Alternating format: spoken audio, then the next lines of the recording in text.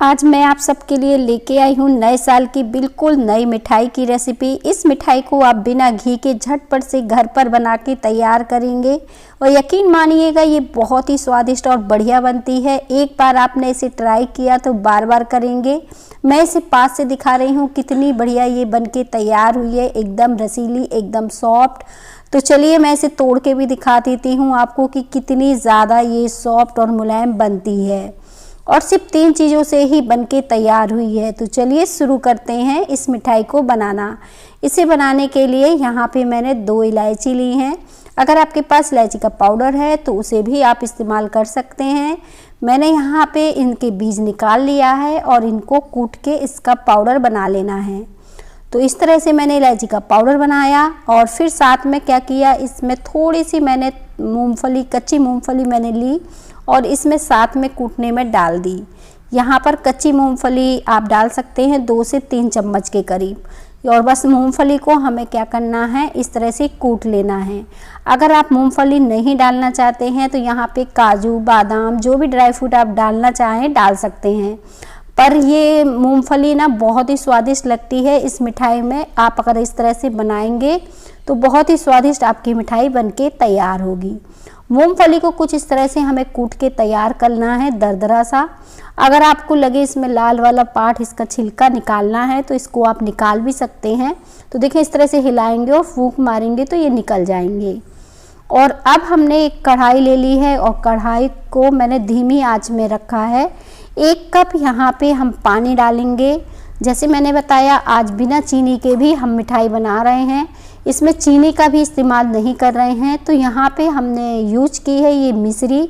यहाँ पे आधे कप हमने ये मिश्री ली है और इसके में के अंदर जो धागे रहते हैं वो धागे हमें निकाल लेना है, इसलिए इनको छोटे छोटे टुकड़ों में तोड़ लेना है। और इस तरह से मैंने आधे कप ली है। आप इसकी जगह चीनी का भी इस्तेमाल कर सकते हैं। मीठा अपने हिसाब से आप थोड़ा सा कम ज़्यादा भी कर सकते हैं। यहाँ पे मैंने मिश्री को डाल दिया है हल्के गर्म पानी में। अगर मिश्री में कोई धागा जैसे तोड़ने में नहीं निकलता है तो जब आप इस तरह से गर्म करेंगे ना तो जो भी धागा इसमें रहेगा वो ईजिली निकल आएगा, क्योंकि मिश्री फूल जाती है ना।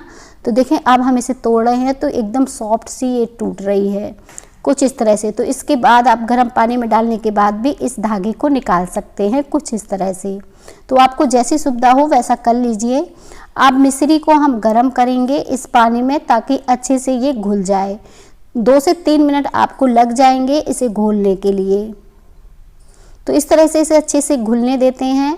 अब देखें मिश्री हमारी अच्छे से घुल गई है। तो इसी तरह से जब मिश्री हमारी घुल जाएगी तब हम इसमें बाकी की चीज़ें भी डाल देंगे। अब यहाँ पे पानी की जगह आप दूध का भी इस्तेमाल कर सकते हैं। ऐसा कुछ भी नहीं है कि ये पानी से ही आपको मिठाई बनानी है। यहाँ पे आप दूध का भी इस्तेमाल कर सकते हैं, पर मैंने पानी से बनाई है। अब इसमें जो मूंगफली और इलायची मैंने कूट के रखी थी इसे डाल देते हैं। इसे डालने के बाद इसे अच्छे से चला लेते हैं कुछ इस तरह से।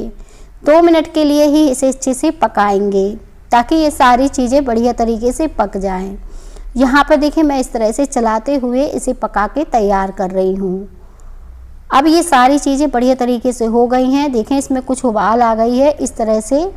तो ये सारी चीज़ें एकदम तैयार हैं। अब हम यहाँ पे 1 कप ड्राई कोकोनट का इस्तेमाल करेंगे।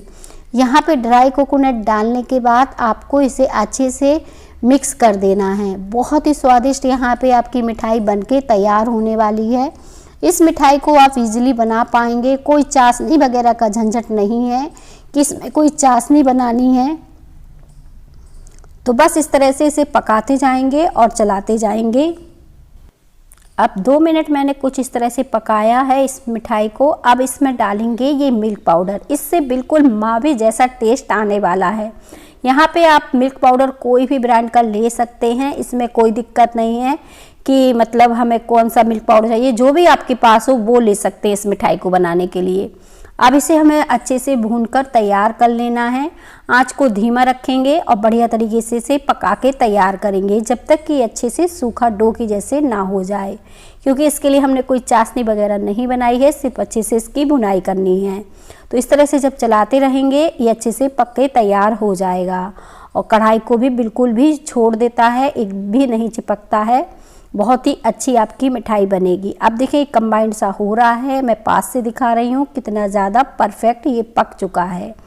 तो इस तरह से जब कंबाइंड सा होने लगे और ये डो की फॉर्म में आ जाए तो हम गैस को बंद कर देंगे और इसे इसी तरह से चलाते जाएंगे, क्योंकि कढ़ाई थोड़ा सा गर्म है तो ये नीचे से लगे नहीं।